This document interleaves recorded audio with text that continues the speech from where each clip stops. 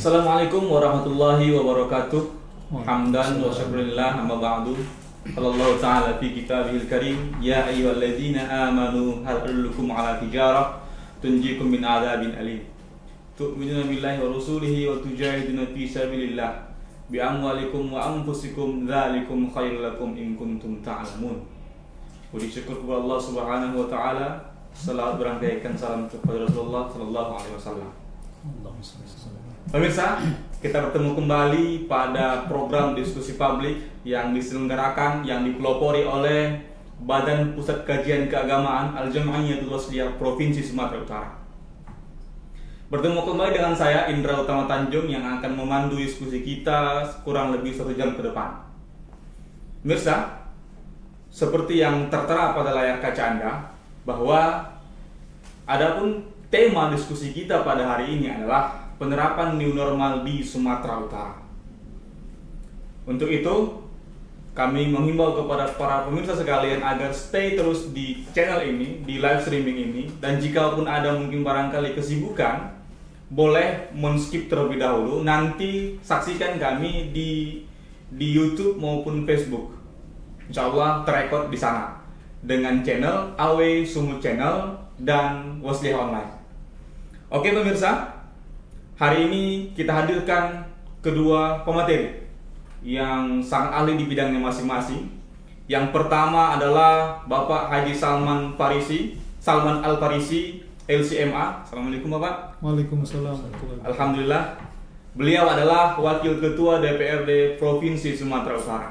Dan yang kedua pemirsa, yang tak kalah hebatnya ini dengan breok ala ke timur-timur tengahan pemirsa, adalah Bapak Dr. Dedi Iskandar Batubara, Esos SHMSP. Assalamualaikum Bapak. Assalamualaikum warahmatullahi wabarakatuh. Selamat datang Bapak di studio kami, studio mini Al-Jam'iyatul Wasliyah Provinsi Sumatera Utara. Pemirsa, beliau adalah senator asal Sumatera Utara, anggota DPD RI, dan tak lain juga beliau diamanatkan oleh warga Wasliyah Sumatera Utara menjadi Ketua Al-Jam'iyatul Wasliyah Provinsi Sumatera Utara. Baik pemirsa, kami mengutip dari laman newsokz.com, gugus tugas percepatan penanganan COVID-19 di Sumut, Wiko Irwan, mengatakan akan menerapkan new normal di 1 Juli mendatang. Sudah sejauh manakah kesiapan Sumatera Utara untuk new normal ini? Nanti akan kita bahas. Dari newsdetik.com, Ketua DPRD Sumatera Utara, Baskami Ginting berkomentar, jangan sampai new normal yang diterapkan nanti malah akan memperparah situasi. Artinya menambah pasien, sehingga kita harus mempersiapkan segala sesuatunya. Contoh seperti rumah ibadah, sekolah, dan barangkali pariwisata. Apa yang sudah dipersiapkan oleh pemerintah Provinsi Sumatera Utara untuk menanggulangi, untuk membendung agar tidak bertambahnya korban COVID-19 nanti. Berikutnya pemirsa, kami mengutip dari Tribun Medan bahwa draft new normal di Sumatera Utara sudah rampung dan sudah dibagikan ke 33 kabupaten kota. Tetapi pemirsa, kita melihat sedikit data mengenai pasien positif COVID-19. Pada 5 Juni 2020, pasien positif 537 orang.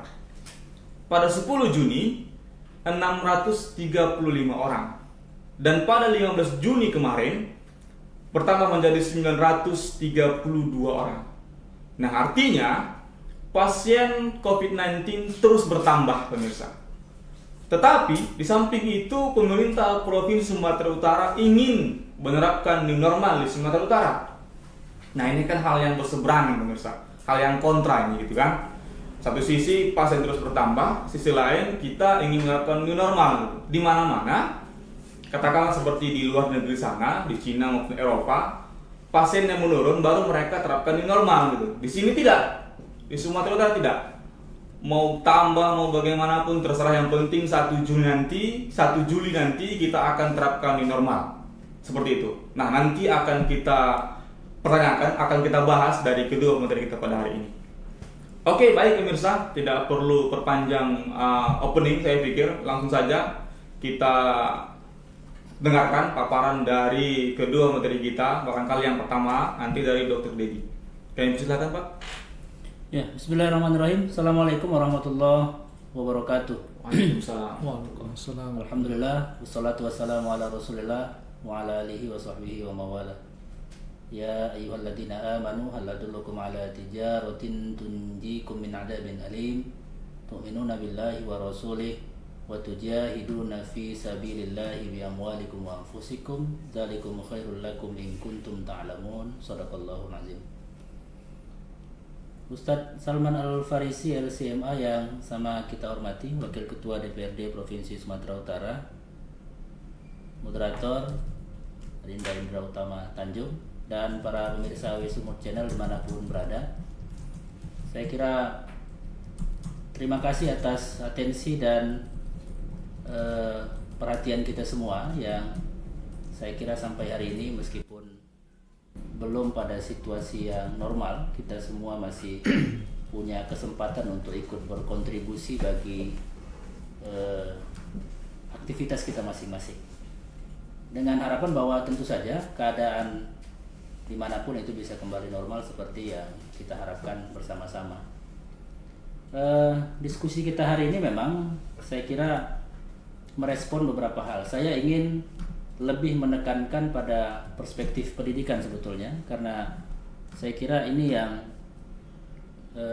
dalam pandangan Menteri Pendidikan serta beberapa pejabat di tingkat pusat juga menyampaikan bahwa meskipun secara berangsur-angsur ekonomi dan industri itu sudah mulai dibuka, tapi untuk pendidikan saya kira ini masih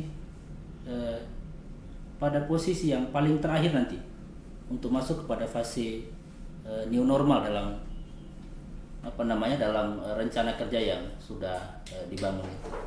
Saya kira konsep new normal ini kan muncul kemarin ketika ada surat keputusan Menteri Kesehatan tanggal 20 Mei 2020 tentang panduan pencegahan dan pengendalian COVID-19 di tempat kerja, perkantoran, dan industri dalam mendukung keberlangsungan usaha pada situasi pandemi. Artinya, berdasarkan SK Menteri Kesehatan inilah kemudian dirancanglah aturan turunan dan kebijakan-kebijakan berikutnya yang menuju ke arah kenormalan baru. Kenormalan baru ini barangkali perspektifnya adalah kita hidup berdampingan dengan virus COVID-19, tapi tentu saja dengan tetap menjaga semua protokol yang sudah ditetapkan, karena memang kehidupan tidak boleh berhenti. Itulah pandangan-pandangan kenapa kemudian dianggap penting. Meskipun saya kira memang keputusan untuk mengambil new normal itu, ini kan tentu bukan tanpa risiko. Di tengah jumlah korban COVID-19 di Indonesia justru bukan makin melandai, tapi justru makin naik. Bahkan semalam ada paling tidak 857 kasus semalam. Tambahan. Dan itu artinya bahwa kita terus semakin naik.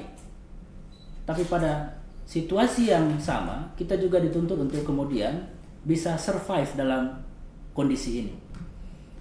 Saya tidak ingin menyalahkan apa yang sudah diterbitkan oleh Menteri Kesehatan sebagai dasar kemudian kita akan menerapkan new normal. Pasca kemarin beberapa daerah menerapkan pembatasan berskala besar, baik di tingkat provinsi maupun di tingkat kabupaten kota.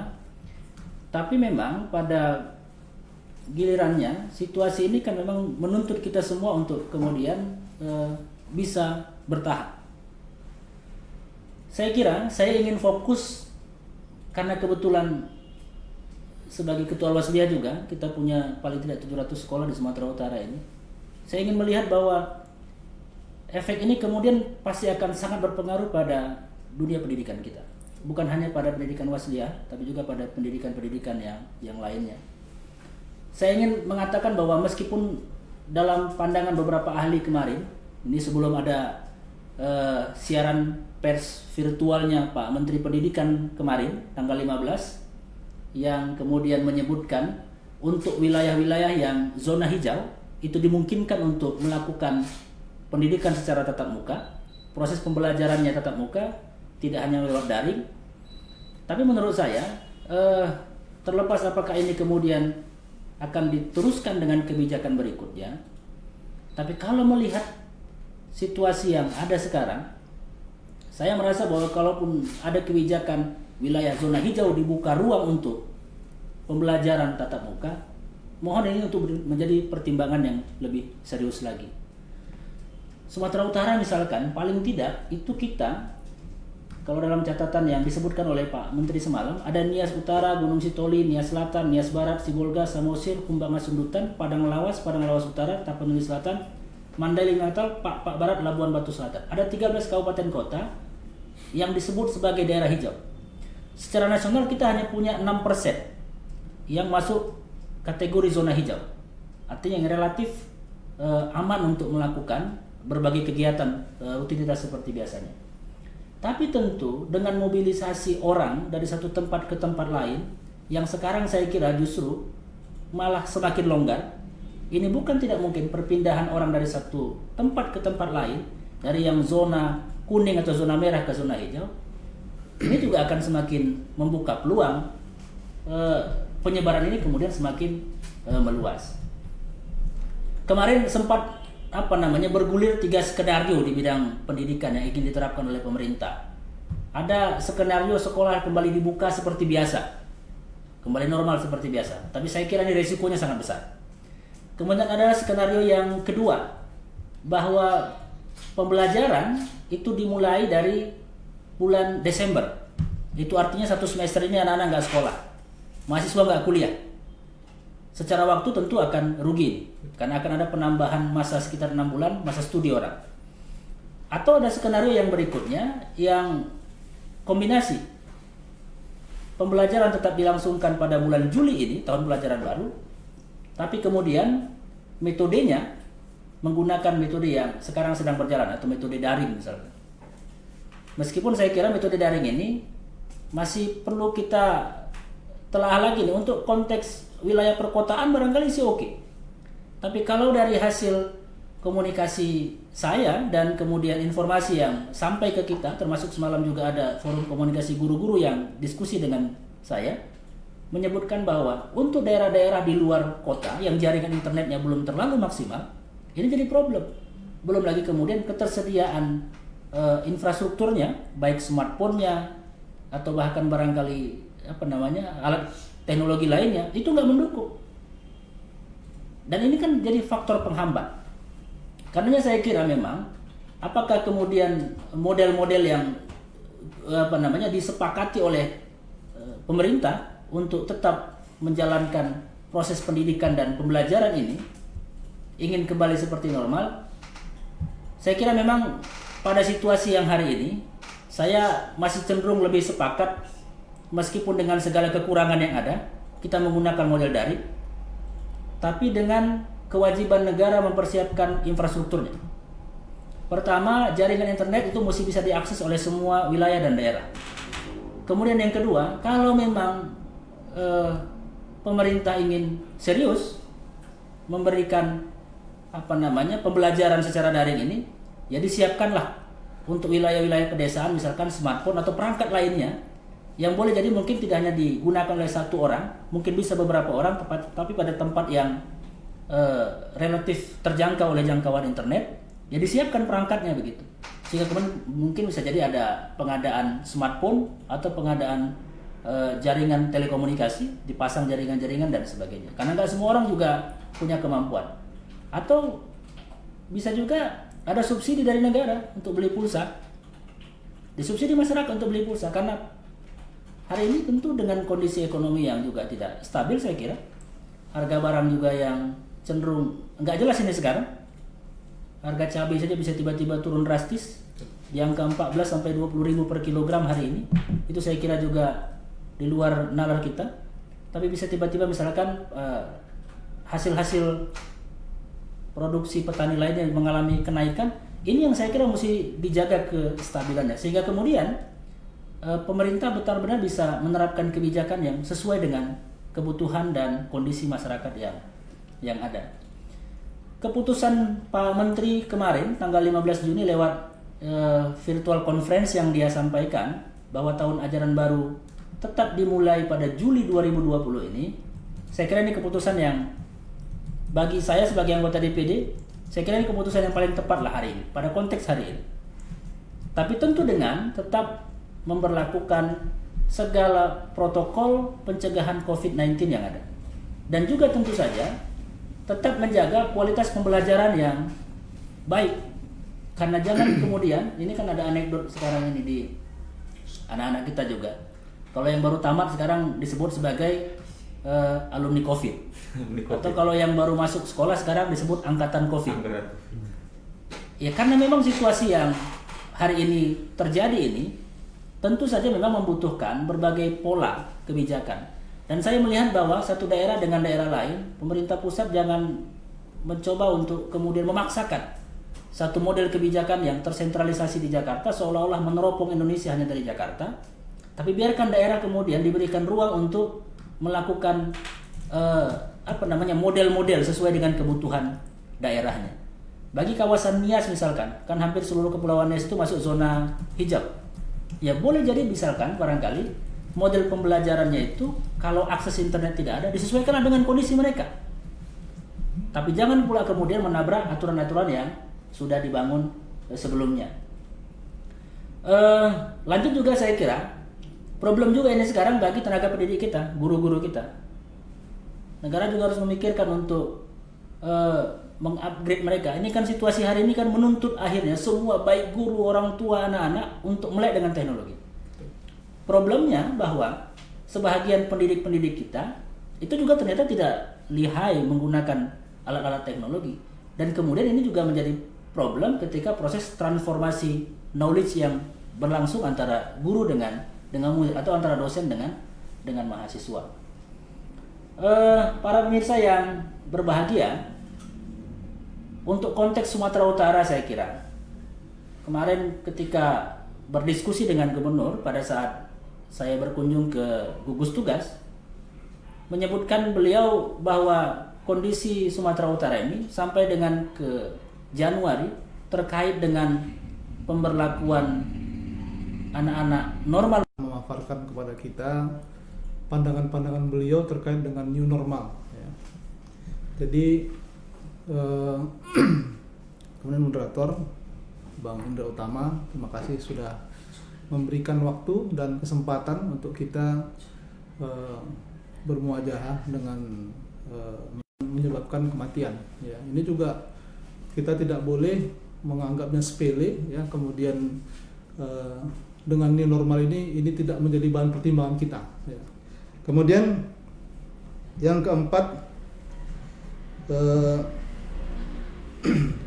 upaya pencegahan harus diterapkan di tempat kerja, sekolah, artinya semua sektor ya, baik itu tempat perbelanjaan, mal, pasar-pasar, termasuk rumah-rumah ibadah, apalagi tempat-tempat kerja, kemudian di sekolah-sekolah dalam hal ini yang disentuh oleh Bang Deddy Iskandar tadi, ya itu harus mengikut kepada protokol COVID yang sudah ditetapkan, ya, menjalankannya dengan semaksimal mungkin. Kemudian yang kelima,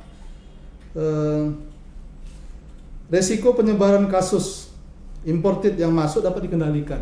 Ya, tentunya Kota Medan yang peningkatannya juga tinggi, tetapi tidak pernah menjalankan program PSBB. Ini sebenarnya kami selalu memberikan masukan kepada Bapak Gubernur ya. Kalau memang sudah kawasannya merah, dari awal-awal dulu harusnya dilakukan PSBB sehingga ketika kurva itu menurun, barulah kita bisa mengendalikan sebaran virus corona itu di wilayah zona merah. Ketika menurun, barulah memungkinkan untuk melakukan new normal di Sumatera Utara. Jadi hal ini tidak dilakukan oleh pemerintah ya. Dan ketika kita mengeluarkan anggaran yang begitu besar, anggaran cukup besar ya. Kalau untuk Sumatera Utara itu memang terkait dengan regulasi ya dari pusat juga, koordinasi antara pemerintah provinsi dengan DPRD ya. Ini tidak seperti pada masa sebelum Covid. Kalau Covid itu memang DPRD mempunyai wewenang yang penuh untuk mengevaluasi ataupun mengadakan pembahasan terkait dengan anggaran itu secara terperinci sebelum digunakan. Tetapi karena masa Covid ini itu diberikan wewenang penuh kepada eksekutif untuk menggunakan anggaran, walaupun rinciannya belum diketahui oleh DPRD. Mungkin hal ini juga terjadi di pusat ya. Nah, di pusat dengan terbitnya Perpu ya nomor 1 tahun 2020 ya, membuat eksekutif itu super power menggunakan anggaran itu tanpa pengawasan yang rincian anggaran yang harus dikeluarkan ya. Dalam rangka apa? Dalam rangka supaya masukan-masukan lembaga pengawas seperti legislatif ini bisa menjadi pertimbangan khusus kepada eksekutif ya. Tapi itu sudah menjadi regulasi dan kita juga tetap diberikan ruang untuk melakukan pengawasan semaksimal yang kita bisa ya.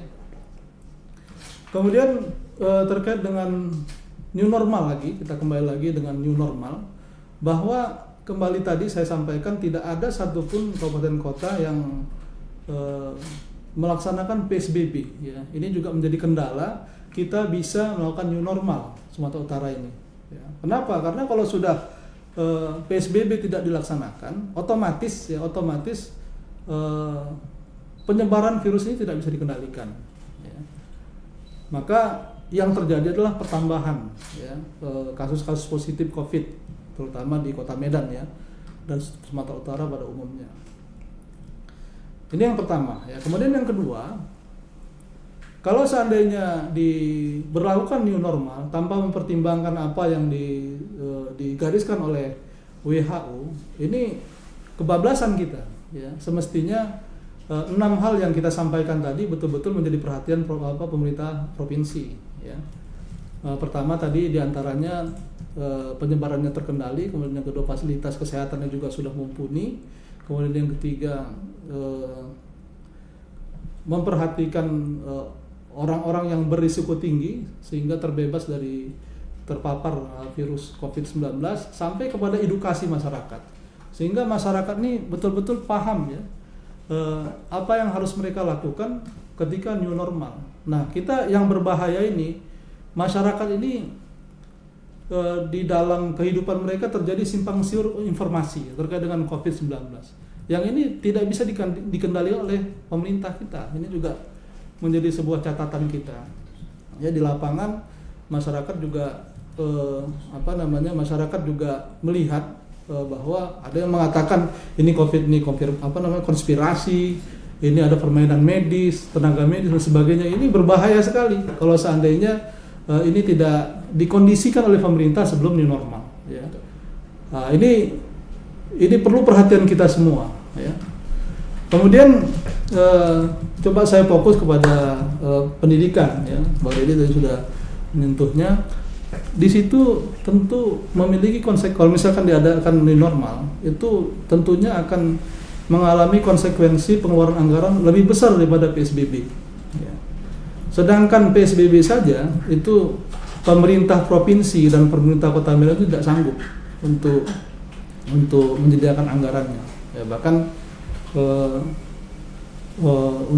karena ketika terjadi PSBB, kita nggak ada PSBB ya, tapi terjadi hambatan bagi pemerintah kabupaten kota untuk mendapatkan PAD, ya, pendapatan asli daerah berkurang drastis, sehingga pemasukan pemerintah itu menjadi jauh berkurang dibandingkan sebelum COVID-19. Oleh sebab itu, ketika new normal, sebetulnya kebutuhan anggaran itu jauh lebih besar daripada ketika sebelum new normal. Karena ketika new normal, aktivitas masyarakat yang begitu tinggi, ya, kemudian pemerintah juga harus mengeluarkan dana yang besar supaya terkondisikan sesuai dengan protokol COVID-19 ya. Contoh kalau di dunia pendidikan misalkan ya, ketika kelas dibuka ya, otomatis murid yang berada dalam kelas itu sekurang-kurangnya 50% dari yang ada yang bisa hadir ya. Otomatis kan kalau misalkan itu diadakan dalam satu waktu otomatis kan membutuhkan ruang yang lebih besar, 2 kali lipat daripada sebelumnya. Ya. Mungkin kalau misalkan dibikin new normal, ya, mungkin sesinya yang satu kelas itu dibikin jadi 2 sesi, Bang. Ya. Misalkan setengahnya masuk dari jam sekian sampai jam sekian, nah setengahnya lagi dari jam sekian sampai sekian. Kalau seandainya mereka sekolah dari jam 8 sampai jam 2 siang, berarti yang setengahnya dari jam 8 sampai jam 11 dan yang sesi kedua jam 11 sampai jam 2 dan jam 3 ya. Itu mungkin yang bisa diterapkan dalam new normal ya, untuk tidak menambahkan anggaran.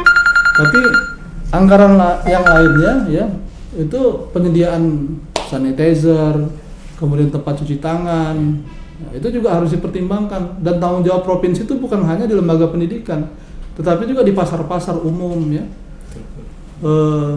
di jalan-jalan dan lain sebagainya, itu menjadi tanggung jawab pemerintah juga ya. Jadi sebetulnya konsekuensi anggaran pada waktu new normal ini relatif lebih besar daripada PSBB. Tapi di new normal ini pemerintah punya kesempatan untuk menggali PAD lebih, artinya pemasukannya ada, tapi pengeluarannya lebih besar dibandingkan kalau PSBB pemasukannya nggak ada, pengeluarannya juga besar. Ya, jadi itu pertimbangan itulah sehingga mungkin Sumatera Utara memaksakan. Cuman itu tadi, jangan sampai kita mengambil resiko banyak yang meninggal dunia gara-gara kita mengambil kebijakan new normal. Ini sangat tidak manusiawi saya rasa. Okay. Saya rasa itu sebagai beberapa pandangan. Insyaallah. Baik, terima kasih Pak. Kami tertarik tadi mengenai yang Bapak katakan mengenai konspirasi. Nah, ini kan juga ada beberapa sahabat Puska yang beranggapan nggak ada itu COVID itu. Rata-rata yang meninggalkan orang tua-tua itunya gitu kan. Yang muda-muda terlihat bagus sehat-sehat aja gitu. Nah, ini bagaimana Bapak lihat? Iya, ini ke saya ya. Iya. Karena saya adalah berada di lembaga politik, ya pandangan kita juga pandangan yang sifatnya politis ya. Bahwa dari sisi anggaran, ya kejahatan penggunaan anggaran itu bisa saja terjadi ya kapanpun dan dimanapun ya. Tapi dengan ditutupnya ruang pengawasan yang selama ini sudah berjalan ya, ini juga semakin membuka ruang penyimpangan sebetulnya ya, menurut kami seperti itu ya. Nah, dalam hal inilah masyarakat, kemudian organisasi-organisasi, kemudian juga kita sebagai lembaga pengawas di DPRD juga semaksimal mungkin mengadakan pengawasan itu ya. Kemudian terkait dengan masalah masalah konspirasi tadi ya, tadi. Kalau menurut hemat kami, kita mengacu kepada sistem yang sudah dibangun ya. COVID ini seperti apa ya, saya yakin kalau kami di lembaga DPRD ini kan tidak punya anggaran untuk mendalami itu ya. Otomatis pendalamannya di eksekutif ya. Semestinya mendalaminya ke negara-negara lain atau ke daerah-daerah lain yang sudah menjalankan proses pencegahan COVID.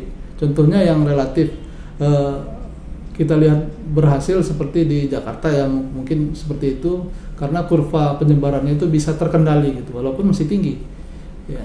Kemudian di Sumatera Barat dan beberapa wilayah lah di Indonesia ini yang kita lihat upaya dari pemerintah daerah sangat luar biasa. Nah, seperti kita Sumatera Utara, coba belajar dari wilayah-wilayah lain ya. Okay. Seperti apa, dan mudah-mudahan dengan demikian ini butuh regulasi, butuh kebijakan, butuh ketegasan dari pemerintah.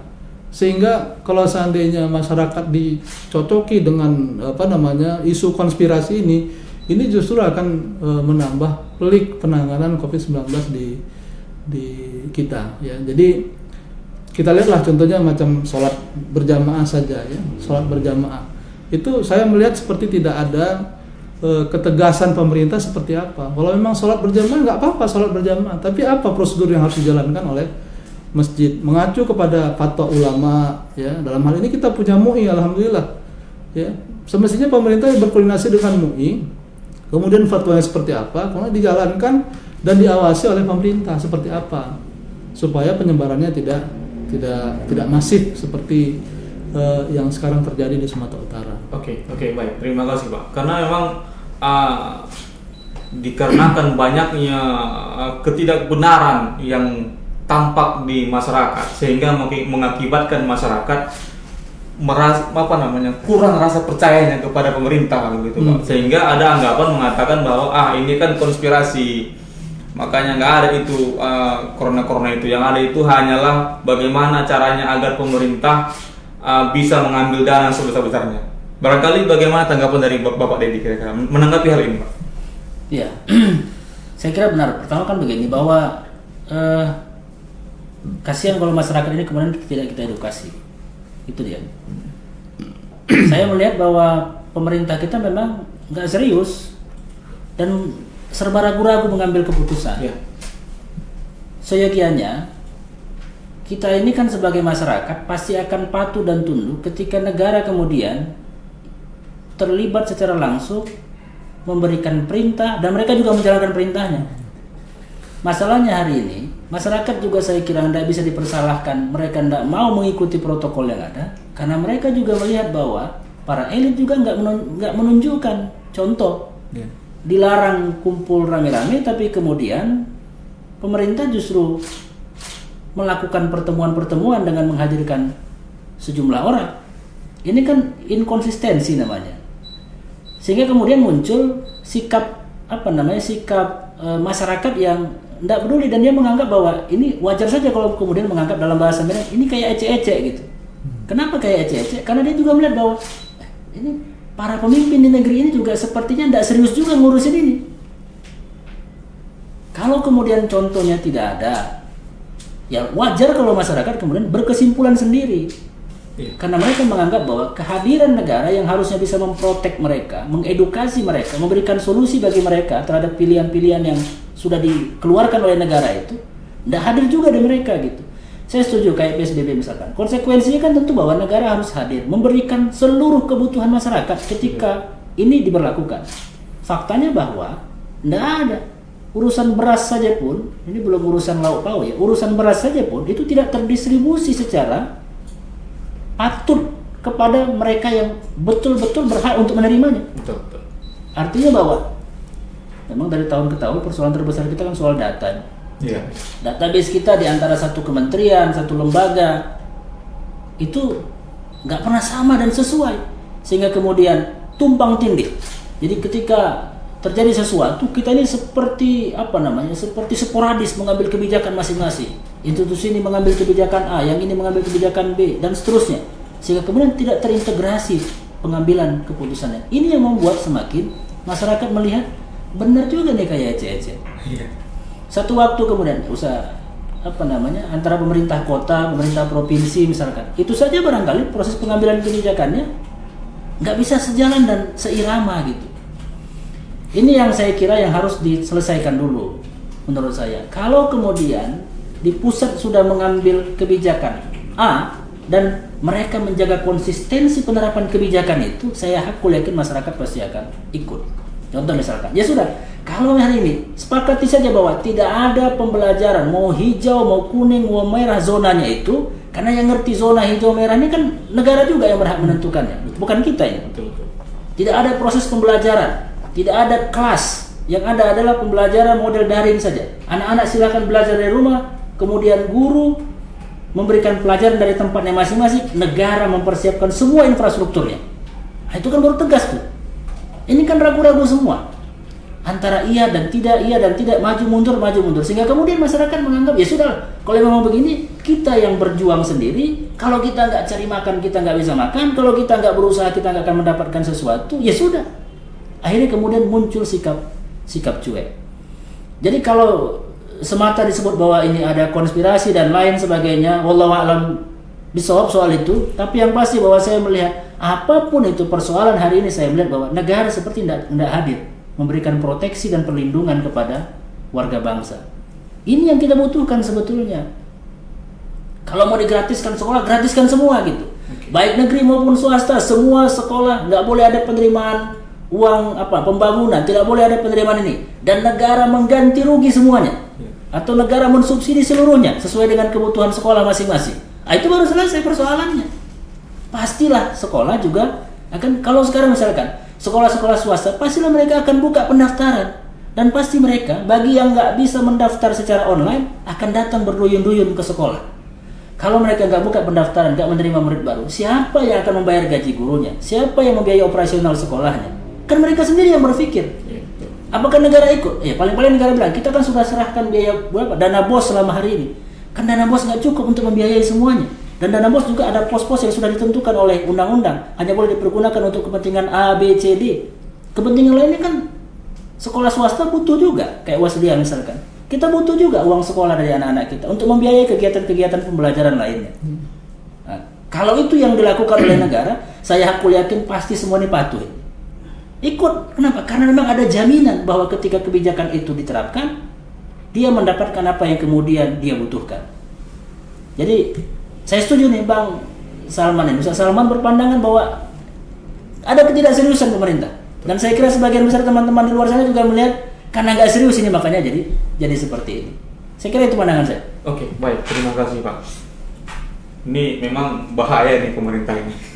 Oke, baik. Berikutnya, bahayanya artinya tidak serius, gitu. Tampak kali ketidakseriusannya menangani wabah ini, gitu. Sehingga mereka hanya fokus anggaran dan anggaran terus, begitu. Terbukti dengan diterbitkannya Perpu nomor 1 tahun 2020 tadi, gitu, Pak. Kan? Oke, baik. Berikutnya. Jika diterapkan new normal di 1 Juni mendatang, apa yang sudah dan akan dipersiapkan oleh pemerintah Sumatera Utara untuk menyambutnya, Pak? Khususnya mengenai dunia pendidikan, kan? Karena kami lihat bahwa khususnya pemerintah Sumatera Utara ini lebih sering membuat video-video himbauan terus, persis seperti lomba pidato dengan tema COVID-19 dan memperebutkan piala bergilir dengan anggaran 1,5 triliun. Nah, ini bagaimana kira-kira tanggapan Bapak Salman mengenai hal ini? Gitu? Atau apa barangkali yang sudah dipersiapkan oleh pemerintah Sumatera Utara menyambut new normal di 1 Juli mendatang, khususnya khususnya fokus pada dunia pendidikan, Pak? Ya. Jadi terkait dengan apa yang dilakukan oleh Provinsi Sumatera Utara ataupun kabupaten kota di Sumatera Utara, saya melihat ada yang mereka lakukan, ya, mereka ada usaha dan upayanya. Cuman yang kita sayangkan, ya, usaha dan upaya tersebut seperti tidak berjalan secara sistematis. Ya. Ketika kita menemukan masalah, mestinya kan dari A sampai Z itu kita tahu apa yang harus kita jalankan, A, B, C, D sampai Z, sehingga perencanaan anggarannya juga terdistribusi dengan rapi. Kemudian akhirnya masalahnya juga jadi selesai, kan begitu Bang ya. Jadi disinilah perlu secara transparan, baik itu pemerintah Sumatera Utara, saya yakin ya mereka sudah berbuat, saya yakin ya. Apalagi di bawah kepemimpinan Pak Edi Rahmayadi dan Bang Ijek, ya, saya yakin mereka berbuat, ya. Dan Sumatera Utara ini tidak semua merah, ya. Tidak semua kabupaten kota merah, masih adalah beberapa kabupaten kota yang zona hijau dan kuning, ya. Cuman ketika didapatkan bahwa di beberapa kabupaten kota itu berzona merah, maka disinilah kita harapkan ada koordinasi antara pemerintah Sumatera Utara dengan pemerintah kabupaten kota untuk menyelesaikan masalah itu, ya. Nah, terkait dengan masalah zona merah, ya, terkait dengan masalah anggaran, ya, kita melihat perencanaan yang mesti kita kritisi, ya, perencanaan dari mulai A sampai Z tadi, Bang. Yaitu yang kita lihat masyarakat tidak memahaminya, ya. Kalau memang sudah ada upaya dari pemerintah untuk memahamkan, tetapi sampai hari ini masyarakat tidak paham.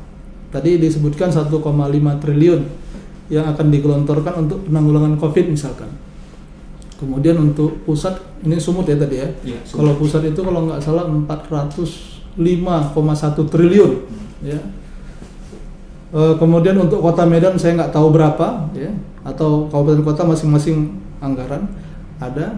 Ya. Ini karena kegiatan ini transparansinya memang tidak memungkinkan untuk diketahui, sehingga bukan tidak memungkinkan, tetapi realitanya masyarakat tidak tahu.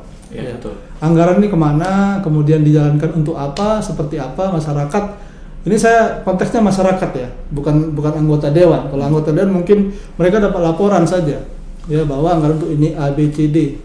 Nah, disinilah peran pemerintah, sehingga penyelesaian masalah ini terkait dengan basis anggaran ya mestinya sudah tersosialisasi bahwa anggaran sebesar ini diperuntukkan dengan A, B, C, D segala macam, sehingga inilah hasilnya begitu.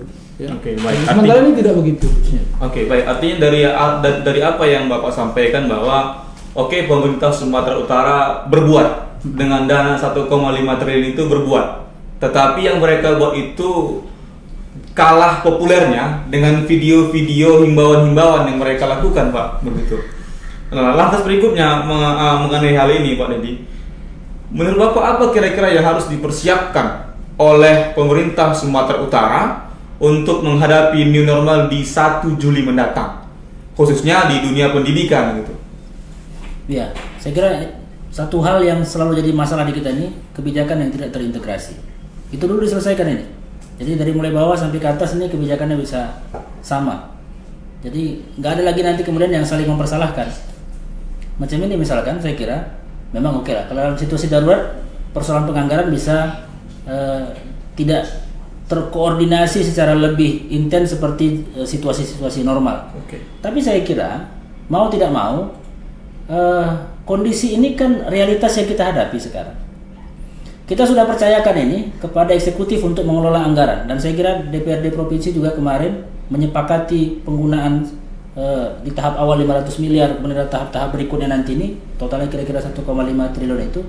Tentu kan ini butuh evaluasi. Saya kira sebelum 1 Juli kita evaluasi dulu, misalkan yang 500 miliar kemarin itu penggunanya sudah kemana-kemana saja gitu. Yeah. Supaya bisa lebih lebih yakin lah kita bahwa pemerintah betul-betul serius ini untuk mengerjakan itu. Tahu kita bahwa mereka serius dengan membentuk gugus tugas dan lain sebagainya gitu kan. Tapi maksud saya jangan sekedar formalitas saja untuk menunjukkan kepada masyarakat bahwa kita serius, tapi langkah-langkah yang disusun seperti ini. Saya dengar ada distribusi soal bahan pokok juga yang tidak merata. Ini kan soal kebijakan. Jangan hal teknis ini kewajiban siapa, ini tanggung jawab siapa. Jangan lagi, ini harus jalan semua. Kalau mau ini seperti ada tanggap nih, new normal atau dipaksa normal gitu kan? Nah. Kan ini jangan kemudian seolah-olah terkesan dipaksa normal karena kita mau lari dari tanggung jawab nih. Iya, betul. Saya kira itu yang tidak boleh, karena para pemimpin termasuk kita ini kan diamanahkan untuk ngurus ini secara serius gitu. Maksud saya ya kita urus dengan serius lah. Terintegrasi semua. Baik. Terima kasih, Pak. Karena memang faktanya bahwa pasien COVID-19 ini terus bertambah, bukannya buat kurang, malah semakin bertambah seperti itu. Jadi untuk itu mungkin barangkali sampai di situ diskusi kita hari ini, pemirsa. Nantinya akan kita lanjutkan pada diskusi-diskusi lainnya. Terima kasih telah berpartisipasi pada diskusi kami hari ini. Namun sebelum diskusi ini kami tutup, kami ingin meminta closing statement dari kedua orang pemateri kita pada hari ini, khususnya mengenai penerapan new normal di Sumatera Utara ini. Ini new normalkah atau memang dipaksakan supaya normal? Terlebih lagi juga mungkin dengan mengenai anggaran yang sangat besar, tetapi realitanya di lapangan sangat minim sekali. Pemirsa, 1 Juli itu kurang lebih 14 hari lagi dari sekarang. Untuk menghadapi tahun ajaran baru, kita belum melihat, kita belum menemukan apa yang telah pemerintah Provinsi Sumatera Utara lakukan, khususnya di dunia pendidikan. Katakanlah seperti menyediakan sanitizer, tempat cuci tangan, sabun dan lain sebagainya. Sampai hari ini kita belum lihat itu. Mungkin saja besok atau lusa akan disiapkan oleh pemerintah Sumatera Utara. Kami persilakan kepada Bapak Salman terlebih dahulu. Iya. Jadi kita sebetulnya memberikan juga wajar kalau seandainya kita juga memberikan apresiasi kepada upaya pemerintah, walaupun ketidakberhasilan itu kan mungkin sesuatu hal yang wajar. Untuk ke depan kita lebih matang lagi, karena masalah kita tidak sampai di sini, ya masih panjang lagi yang harus kita lakukan terkait dengan masalah penanggulangan atau antisipasi COVID-19, ya terutama di dunia pendidikan. Kami juga di SMA negeri berkunjung, sebetulnya sudah disediakan Bang sanitizer, itu sudah disediakan, dan guru-guru yang hadir di situ juga melakukan protokol COVID-19. Tapi tentunya dunia pendidikan harus lebih matang lagi lah, supaya persentase keberhasilan berjalannya pendidikan di Sumatera Utara dan di Kota Medan bisa berjalan lebih baik dibandingkan sebelum ini, ya, di masa new normal. Karena informasi yang kami dapatkan, metodologi daring itu hanya mampu mengejar target 30% perjalanan pendidikan, ya, tidak sampai 50% lah. Ini kan cukup menjadi evaluasi kita, karena terkait dengan masalah fasilitas yang mungkin masih jauh dari harapan kita. Mungkin nanti bisa dijadikan bahan pertimbangan oleh provinsi, dan kami nanti akan menyampaikannya kepada eksekutif, ya mudah-mudahan bisa menjadi masukan dari kita untuk sama-samalah kita membangun Sumatera Utara ini supaya kita selesai dari wabah penyakit COVID-19 ini. Dan kita berharap dan menghimbau masyarakat untuk tidak terprovokasi oleh konspirasi, yang katanya isu konspirasi ini. Tetap menjaga, pakai masker, jaga jarak, hindari kerumunan, rajin-rajin kita cuci tangan. Mudah-mudahan kita terhindar dari bahaya COVID-19. Terima kasih. Oke, baik. Terima kasih Bapak Salman.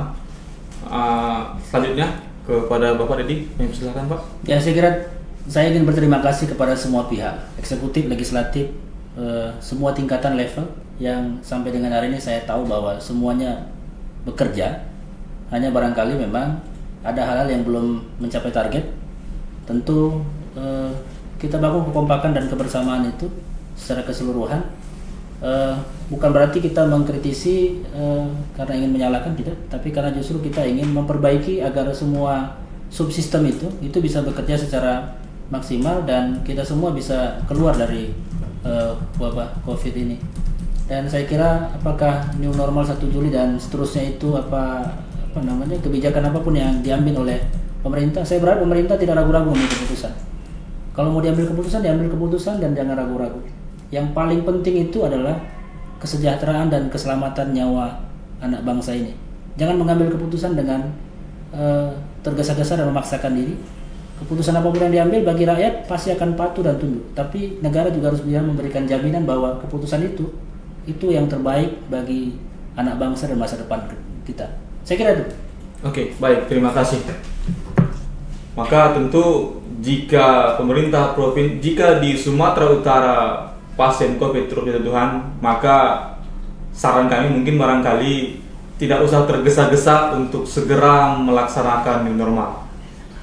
Untuk itu, kami tunggu karya nyata dari pemerintah Provinsi Sumatera Utara. Kami berharap semoga bencana ini cepat berlalu. Sekian pertemuan kita pada hari ini. Kita akan bertemu pada kajian-kajian berikutnya. Saya Indra Utama Tanjung dan kru yang bertugas mengundurkan diri. Nasrullah, Wassalamualaikum warahmatullahi wabarakatuh. Waalaikumsalam warahmatullahi wabarakatuh.